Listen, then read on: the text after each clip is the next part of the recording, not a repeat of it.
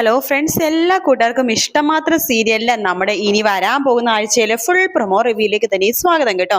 Channel ആദ്യമായിട്ടാണ് കാണുന്നുണ്ടെങ്കിൽ ഒന്ന് സബ്സ്ക്രൈബ് ചെയ്ത് ലൈക്ക് ചെയ്ത് സപ്പോർട്ട് ചെയ്യണേ. അങ്ങനെ നമ്മുടെ ആദിക്ക് വേണ്ടി മഹേഷും ഇഷിതയും കൂടി ചേർന്നിട്ട് കോടതിയിൽ കേസ് ഫയൽ ചെയ്തിരിക്കുകയാണല്ലോ. അപ്പൊ ആ കേസിന്റെ വിചാരണകളും കാര്യങ്ങളൊക്കെ തന്നെ നടക്കാൻ വേണ്ടി പോകുവാണ്. അതിനു മുമ്പാണെന്നുണ്ടെങ്കിൽ നമ്മുടെ മഞ്ജിമക്ക് ഒരു പുതിയ കാമദേവനെ കിട്ടിയിട്ടുണ്ട്. മഞ്ജിമയുടെ രചന പറഞ്ഞത് അങ്ങനെയാണല്ലോ, നിന്നെ ഒരു കാമദേവൻ അന്വേഷിച്ചിടുന്നു. അപ്പൊ അതുപോലത്തെ ഒരാളെ തന്നെയാണ് കിട്ടിയിരിക്കുന്നത്. വേറൊരു കുഴപ്പം മാത്രമേ ഉള്ളൂ, എല്ലാവർക്കും ഒരുപോലെ വികാരമുള്ള ഒരാളാണ്. പ്രണയം എല്ലാവർക്കും പകുതി എല്ലാവർക്കും ഒരുപോലെ വീതിച്ചെടുക്കുന്ന ഒരാള്. അതായത് അയാൾക്ക് എല്ലാവരുടെയും പ്രണയം തോന്നും. ആരെ കയ്യിൽ കിട്ടാൻ വെച്ച് കാത്തിരിക്കാണല്ലോ ഒരു ഇരയാക്കാൻ വേണ്ടി. അങ്ങനെയാണ് മഞ്ജിമ ചേച്ചിനെ ഐസ്ക്രീം പാർലറിൽ വെച്ച് പരിചയപ്പെടുന്നത്. പിന്നെ ആ ഫോൺ നമ്പർ ആൾ നൈസായിട്ട് മേടിച്ചെടുത്തല്ലോ. രാത്രി ആകുമ്പോഴേക്കും മഞ്ജിമേനെ വിളിക്കാണ്. ഹലോ. ഓ മഞ്ജിമ, ഹലോ ആരാ എന്ന് ചോദിക്കുമ്പോഴേക്കും മഞ്ജിമയല്ലേ? അതെ, എൻ്റെ പേര് അജിത്ത് എന്നാണ്, മനസ്സിലായോ എന്ന് ചോദിക്കുമ്പോൾ അജിത്ത് എന്ന് പറഞ്ഞിട്ട് ഇങ്ങനെ ആലോചിക്കുകയാണ്. അതെ, ഇന്നലെ നമ്മൾ തമ്മിൽ കണ്ടിട്ടുണ്ടായിരുന്നു ഐസ്ക്രീം പാർലർ വെച്ചിട്ട്. അന്ന് എനിക്ക് ആ സമയത്ത് എനിക്ക് വലിയൊരു ഹെൽപ്പാണ് മഞ്ജിമ ചെയ്തത്, ഓർമ്മയുണ്ടോ?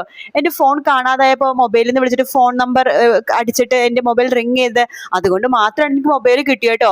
കറക്റ്റ് സമയത്തിന് ഡോക്ടറിന്റെ അപ്പോയിന്റ്മെന്റും കിട്ടി. പിന്നെ ഇന്ന് എനിക്ക് വലിയ നല്ലൊരു ദിവസമായിരുന്നു, അതുകൊണ്ട് മഞ്ജിമനെ വിളിച്ചൊരു നന്ദി പറയണമെന്ന് തോന്നി. അതെ, താങ്ക് യു സോ മച്ച് കേട്ടോ എന്ന് പറയുമ്പോഴേക്കും മഞ്ജിമ, ഓ ഇതൊക്കെ ഇത്ര വലിയ കാര്യമൊന്നും ഇല്ലല്ലോ എന്നൊക്കെ പറഞ്ഞ് പിന്നെ അങ്ങടെ സംസാരം തുടങ്ങി കേട്ടോ. രാത്രിയെന്നില്ല, രാവിലെ എന്നില്ല, ഉച്ചക്കെന്നില്ല, വൈകിട്ടെന്നില്ല, എപ്പോഴും സംസാരം തന്നെ. അപ്പൊ ഒരു ദിവസം രാത്രി ആകുമ്പോഴേക്കും നമ്മുടെ രാമനാഥൻ ഇങ്ങനെ എഴുന്നേറ്റ് വെള്ളം കുടിക്കാനൊന്നും എഴുന്നേക്കാണ്. സമയം ഒരു 2:30-3 മണിയൊക്കെ ആയിട്ടുണ്ടാവും. ആ സമയത്ത് മഞ്ജിമ ആർത്തോ ഗുനുഗുനാന്ന് ഫോണിൽ സംസാരിച്ചുകൊണ്ടിരിക്കണ കേൾക്കുന്നുണ്ട് കേട്ടോ. അങ്ങനെ പെട്ടെന്ന് പുറത്തേക്ക് പോയി നോക്കുമ്പോഴേക്കും മഞ്ജിമ ആർത്തോ ഫോണിൽ സംസാരിച്ചുകൊണ്ടിരിക്കുകയാണ്. രാമനാഥന്റെ കാര്യം മനസ്സിലായി. ഇത് നല്ലൊരു ഏർപ്പാടല്ല, ആരെയോ എന്തോ ലൈൻ അടിക്കണോ അല്ലാന്നുണ്ടെങ്കിൽ എന്തോ ഒരു സെറ്റപ്പ് ആണെന്ന് മനസ്സിലായി രാമനാഥൻ. അപ്പൊ രാമനാഥൻ മഞ്ജിമ കാണുമ്പോൾ തന്നെ പെട്ടെന്ന് ഫോൺ കട്ട് ചെയ്യാണ്. ആരാടി നിന്നെ ഈ സമയത്ത് വിളിച്ചത്? എന്നാലും രചനയല്ലെന്ന് മനസ്സിലായി. ആരാടി നീ സംസാരിക്കണത് എന്നൊക്കെ ചോദിക്കുമ്പോൾ, അച്ഛൻ എന്താണ്, എനിക്ക് ആർത്ത് ഫോണിൽ സംസാരിക്കാൻ പറ്റില്ലേ? ഇനി ഫോണിൽ സംസാരിക്കണം നിങ്ങളുടെയൊക്കെ അനുവാദം ചോദിക്കണോ? അല്ല, ഈ പാതിരാത്രി ഫോണിൽ സംസാരിക്കാൻ കാണുമ്പോൾ പേടിക്കണമല്ലോ, അതുകൊണ്ട് ചോദിച്ചെന്നുള്ളൂ. അല്ല, നീ ആരോട് പോണെങ്കിൽ പോയിക്കോ, പക്ഷെ അത് ഈ വീട്ടിൽ വെച്ച് ആവരുത് എന്ന് പറഞ്ഞിട്ട് രാമനാഥൻ അകത്തേക്ക് പോവാണ്. ശേഷം മഞ്ജിമ റൂമിൽ പോയിട്ട് വീണ്ടും ഫോൺ ചെയ്യണം അയാളെ കേട്ടോ. അപ്പൊ അയാള് പറയണ്ട്, ഹലോ മഞ്ജിമേ, നമ്മൾ കുറെ നേരമായി, കുറെ പ്രാവശ്യമായി, കുറെ ദിവസങ്ങളായി ഫോണിൽ മാത്രം സംസാരിച്ചുകൊണ്ടിരിക്കുന്നു. നമുക്കൊന്ന് നേരിലൊക്കെ ഒന്ന് കണ്ട് സംസാരിക്കണ്ടേ? മഞ്ജിമനെ കാണാൻ നല്ല അതിസുന്ദരിയാട്ടോ. കണ്ടാൽ ആരായാലും മുഖത്ത് നോക്കിക്കൊണ്ടേയിരിക്കും, കണ്ണെടുക്കില്ല, അത്ര സൗന്ദര്യമാണ്. ഓ ഒന്ന് പോവടന്ന്, അത്രയ്ക്കൊന്നും ഇല്ല എന്ന് പറയാണ്. അല്ല മഞ്ജിമേ, കാര്യത്തിൽ തന്നെയാ പറഞ്ഞത്, എന്തൊരു ഭംഗിയാ തന്നെ കാണാൻ, തന്നെ നോക്കിക്കൊണ്ടേയിരിക്കാൻ തോന്നും. അല്ല, നമുക്ക് ഒന്ന് പുറത്തൊക്കെ ഒന്ന് കറങ്ങാൻ പോയാലോ? അയ്യോ, എവിടേക്ക്? അത് ഞാൻ വിളിച്ചാൽ മഞ്ജിമ വരില്ലേ? എന്നെ വിശ്വാസമില്ലേ? വിശ്വാസം ഇല്ലാത്തതിൻ്റെ ഒന്നും അല്ല, എവിടേക്കാന്ന് പറയുകയാണെങ്കിൽ നമുക്കൊരു 1 ഡേ ട്രിപ്പ്. അയ്യോ, ഞാൻ വീട്ടിൽ എന്ത് പറഞ്ഞു വരും? മഞ്ജിമ വല്ല ഫ്രണ്ട്സിനെ കാണാൻ പോണെന്ന് പറയണം. അയ്യോ, എനിക്കങ്ങനെ ഫ്രണ്ട്സ് ഒന്നും ഇല്ല. എന്നാലേ എവിടെയെങ്കിലുമൊക്കെ ഹോസ്പിറ്റലിൽ പോവാടുന്നോ അങ്ങനെ എന്തെങ്കിലും പറഞ്ഞിട്ട് ഇറങ്ങാലോ. ശരി ശരി, ഞാൻ വന്നോളാം എന്ന് മഞ്ജിമ പറയാണ്. പിറ്റേ ദിവസം മഞ്ജിമ അയാളെ കാണാൻ വേണ്ടി പോകുന്നുണ്ട്. അയാൾ ഒരു ട്രാപ്പ് ചെയ്യാട്ടോ, കാരണം ഒരു പെൺവാണിഭ കേസിലെ ഒരാളാണ് അയാള്. അപ്പൊ അങ്ങനെ മഞ്ജിമക്ക് വലിയൊരു പണി തന്നെയാണ് കിട്ടാൻ പോണത്. പക്ഷെ അതിനേക്കാളും അപ്പുറം ഇനി പണി കിട്ടാൻ പോണ രചനക്കാണ്. അങ്ങനെ കോടതിയിൽ വിളിപ്പിക്കുകയാണ്. രചനയും ആദ്യം വരുന്നുണ്ട്, ഇഷിതയും മഹേഷും വരുന്നുണ്ട്. കോടതിയിൽ ഇഷിതയുടെ മഹേഷിന്റെയും ആദിയുടെയും കേസ് എടുക്കുന്നത് നമ്മുടെ വിജിയാണ്. അതായത് വിജിയല്ല, സുജിയാണ്. നമ്മുടെ ടീച്ചറമ്മ സീരിയലില്. അതേസമയം രചനയ്ക്ക് വേണ്ടി നല്ലൊരു വക്കീലിനെ തന്നെയാണ് ആകാശും ഓക്കെ ആക്കണം കേട്ടോ. അപ്പൊ കോടതി ഇങ്ങനെ തുടങ്ങുന്ന സമയത്ത് ആകാശിനോട് നമ്മുടെ സുജി ചോദിക്കുന്നുണ്ട്, വക്കീൽ സുജി ചോദിക്കുന്നുണ്ട്, അല്ല ഈ ആകാശും രചനയും തമ്മിലുള്ള ബന്ധം എന്താണ്, നിങ്ങളുടെ വിവാഹം കഴിഞ്ഞതാണോ എന്നൊക്കെ ചോദിക്കുമ്പോഴേക്കും ആകാശിനാകെ വിയർപ്പ് മുട്ടാട്ടോ. അല്ല, അങ്ങനെ വിവാഹമൊന്നും കഴിഞ്ഞിട്ടില്ല, ഞങ്ങൾ നല്ല ഫ്രണ്ട്സ് ആണെന്ന് പറയാണ്. ഓഹോ, ഫ്രണ്ട്സ് 5-6 വർഷം ഇങ്ങനെ ഒരുമിച്ച് നിൽക്കുന്ന ഫ്രണ്ട്സ് എന്നല്ല പറയണത്, ലിവിങ് ടുഗദർ എന്നാണ് പറയുന്നത്. അല്ല, ആകാശിനൂടെ ഇറങ്ങി വന്നതാണല്ലോ രചന, പിന്നെന്താ വിവാഹം കഴിക്കാത്തത്? അത് ഞാനൊരു ഫാമിലി സെറ്റപ്പായിട്ട് വിചാരിക്കുന്ന ഒരു മാൻ അല്ല എന്ന് നമ്മുടെ ആകാശ് പറയാണ്. അപ്പൊ തന്നെ സുജി പറയുന്നുണ്ട്, കണ്ടില്ല യുവർ ഓണർ, ഇയാൾക്ക് അങ്ങനെ വിവാഹം കഴിക്കണമെന്നോ ഫാമിലി ആയിട്ട് ജീവിക്കണമെന്നോ ഒട്ടും ആഗ്രഹമില്ലാത്ത ആളാണ്. പിന്നെ ഇയാൾ ആദ്യം ഒരുപാട് ഉപദ്രവിച്ചിട്ടുണ്ട്, അത് ആദ്യം തന്നെ പറയും എന്ന് പറയുമ്പോൾ ആകാശ് ഉപദ്രവിച്ച ഓരോരോ കാര്യങ്ങൾ എണ്ണി എണ്ണി പറയാട്ടോ.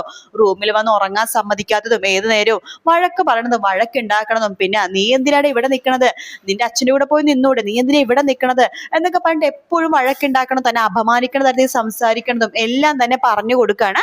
അങ്ങനെ അതൊക്കെ പറയുമ്പോഴേക്കും രചനക്ക് ആകെ ഷോക്ക് ആവാട്ടോ. ആദ്യം ഇങ്ങനെയൊന്നും പറയുമെന്ന് രചന വിചാരിച്ചേയില്ല.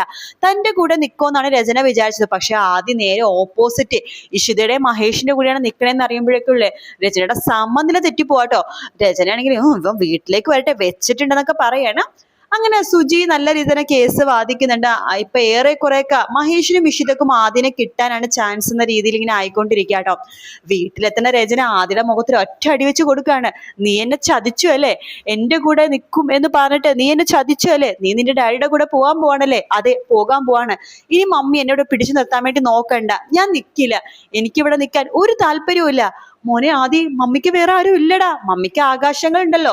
അല്ല അങ്ങനെ വിചാരിച്ചിട്ടാണല്ലോ മമ്മി ആകാശങ്ങളുടെ കൂടെ ഇറങ്ങിപ്പോയത്. എന്നിട്ടിപ്പൊ എന്താ ആകാശങ്ങൾ ഇല്ലെന്നാണോ പറയണത്? അല്ല മോനെ നീ അങ്ങനെ പറയലടാ, എനിക്കിത് സഹിക്കാൻ പറ്റില്ല മോനെ, നീ പോയി കഴിഞ്ഞാൽ ഞാൻ ആത്മഹത്യ ചെയ്യും. മമ്മീനെ എന്തൊക്കെ പറഞ്ഞാലും ശരി, ഞാൻ ഡാഡിയുടെ ഇഷിതാമ്മയുടെ കൂടെ പോയിരിക്കും എന്ന് ആദ്യം പറയാണ്. അങ്ങനെ വീണ്ടും അടുത്ത ഹിയറിങ്ങിനെ കോടതി വിളിപ്പിക്കുകയാണ്. ആദ്യം ഇഷിതയും മഹേഷും രചനയും ആകാശൊക്കെ വരുന്നുണ്ട്. അപ്പൊ ആകാശ് രചനയുടെ അടുത്ത് പറയുന്നുണ്ട്, രചനെ ദേ ഇപ്പൊ നിന്റെ മോൻ നിന്റെ കൂടെ വരുന്നില്ലെന്ന് പറയുകയാണെങ്കിൽ പിന്നെ ഒരിക്കലും നിന്റെ മോനെ കിട്ടാൻ പോകുന്നില്ല. അതല്ല അവൻ മൊഴി മാറ്റി നിന്റെ കൂടെ നിൽക്കാന്ന് പറയുകയാണെങ്കിൽ പിന്നെ ഒരിക്കലും മഹേഷ് മോനെ ചോദിച്ചുകൊണ്ട് ഇങ്ങോട്ടേക്ക് വരൂല. അതുകൊണ്ട് നിന്റെ മോനെ നീ പറഞ്ഞ് മനസ്സിലാക്കിക്കോ എന്ന് പറയുന്നുണ്ട്. അങ്ങനെ കോടതി വരാന്തയിൽ വെച്ചിട്ട് നമ്മുടെ രചന ആദ്യം എടുത്ത് വല്ലാതെ ദേഷ്യപ്പെടണം. നോക്ക്, നീ എൻ്റെ കൂടെ വരണമെന്ന് പറയണം, അല്ലാന്നുണ്ടെങ്കിൽ മമ്മി ജീവനോട് ഉണ്ടാവില്ല എന്നൊക്കെ സംസാരിക്കാണ്. പക്ഷെ സുജിയാണെന്നുണ്ടെങ്കിലോ ഇതെല്ലാം തന്നെ റെക്കോർഡ് ചെയ്യുന്നുണ്ട് കേട്ടോ. കാരണം കോടതിയിലെ കാണിക്കാൻ വേണ്ടി, അത് വലിയ തെളിവാണല്ലോ. അങ്ങനെ കോടതി വീണ്ടും കൂടുകയാണ്. നമ്മുടെ മഹേഷിന്റെ വക്കീല് ആദീനെ ഉപദ്രവിച്ചതും ആദീനെ ഭീഷണിപ്പെടുത്തുന്ന കാര്യങ്ങളും വീഡിയോസും എല്ലാം തന്നെ കാണിച്ചു കൊടുക്കുക കേട്ടോ. അങ്ങനെ കോടതിക്ക് മനസ്സിലാവാണ് ആദ്യം ഒരുപാട് ആ വീട്ടിൽ സഹിക്കുന്നുണ്ടെന്ന്. അതുകൊണ്ട് തന്നെ കോടതി ഒരു അവസാന തീരുമാനത്തിലേക്ക് എത്താണ്. അതായത് ആദിത്യൻ മഹേഷിന് തന്റെ ഡാഡി മഹേഷിന്റെ കൂടെ പോകാം എന്നുള്ള കോടതി ഉത്തരവ് വരുവാണ്. ആദിക്ക് ഭയങ്കര സന്തോഷമാവാട്ടോ, ഇഷിതക്കും സന്തോഷമാവാണ്. വേഗം തന്നെ ഇഷിതയും മഹേഷും കൂടി ആദിനെ കെട്ടിപ്പിടിക്കാണ്ട് ഇഷിത പറയണ്ട, ഞാൻ പറഞ്ഞില്ല മോനെ, കുഞ്ഞോ വരുന്നതിന് മുമ്പ് മോനെ ഞാൻ വീട്ടിൽ കൊണ്ടുവരുമെന്ന്. അതെ ഇഷിതാമ്മ എനിക്ക് സന്തോഷമായി, മമ്മിയുടെ കാര്യത്തിൽ മാത്രമേ ടെൻഷനുള്ളൂ. മഹേഷ് പറയണ്ട, നീ നിന്റെ മമ്മിയുടെ കാര്യത്തിൽ ഒരു ടെൻഷനും വേണ്ട, അവൾ ഒരിക്കലും ആത്മഹത്യ ചെയ്യാൻ പോണൊന്നുമില്ല, അവൾ അതിനെ വേണ്ടിയിട്ടല്ല എന്റെ ജീവിതത്തിൽ നിന്ന് ഇറങ്ങിപ്പോയത്, അവൾ ഒരിക്കലും അങ്ങനെ ചെയ്യത്തുമില്ല. അതുകൊണ്ട് തന്നെ ഇനി നീ അവളെ കുറിച്ച് ആലോചിക്കണ്ട, അവളുടെ ജീവിതം തന്നെ തുറച്ചെന്ന് കൂട്ടിയാൽ മതി. അവൾക്ക് നല്ലൊരു ജീവിതം മുന്നിലുണ്ടായിരുന്നു, അവൾ അത് കണ്ടില്ല, പണത്തിനും സ്വത്തിനും വേണ്ടി പോയി അവസാനം അവളുടെ ജീവിതം ഇങ്ങനെയായി. ഇതുപോലെ പോകുന്ന പെണ്ണുങ്ങളെല്ലാം ഇതേ രീതി തന്നെ ആവും മോനെ, നീ അത് ഇന്നല്ലെങ്കിൽ നാളെ നിനക്കത് മനസ്സിലാകും എന്ന് പറഞ്ഞിട്ട് ആദ്യം കൂട്ടിക്കൊണ്ട് ഇഷിതയും മഹേഷും കൂടി തിരിച്ച് വീട്ടിലേക്ക് പോവാട്ടോ.